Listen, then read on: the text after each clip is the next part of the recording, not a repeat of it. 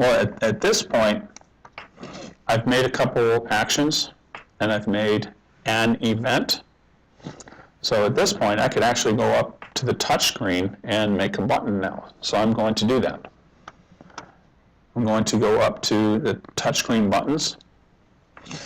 And right now, you'll see empty, blank buttons. So if I click on a button, I'm going to click on button number 1. What you see is over to the right, it says button number 1, and you'll see a little gray box. If I click on that gray box,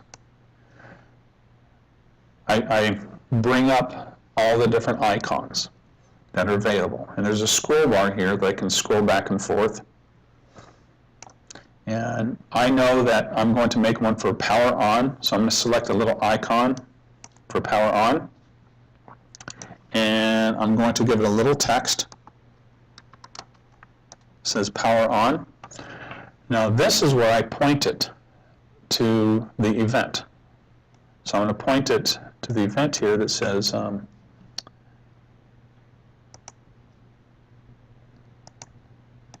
had to get my join me thing out of the way. I point to the one that says power on.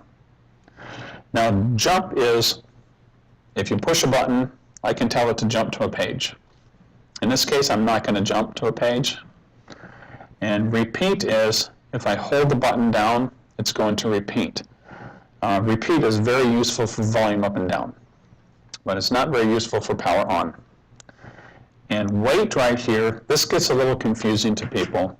This isn't actually a wait statement. What this does is if I put the number 20 in here, what will happen is when the teacher pushes power on, we're going to flash a message on the screen that says wait. It's just a convenient way of letting the teacher know that they shouldn't be pushing more buttons right now. And if I hit update, you'll see that now I just added this button to my screen here. At this point, it doesn't show up on the CB6000 yet. It doesn't show up on the CB6000 until I hit Save button. Because part of it is when you're in edit mode, you're not changing the screen yet. You have to wait until you get the screen the way you like it, and then you say Save buttons, and then it saves to the screen.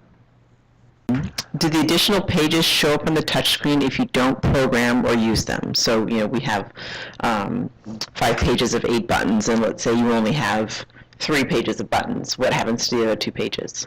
Well, if you look at the screen that I have right now, page 1 has buttons on it. If I go to page 2, there's no buttons. Page 3. On the edit screen, you can always get there. But when the teacher is using it, if you don't assign any of these buttons to jump to another page, the teacher does not know that those other pages are there. But the other pages are always available on the edit screen.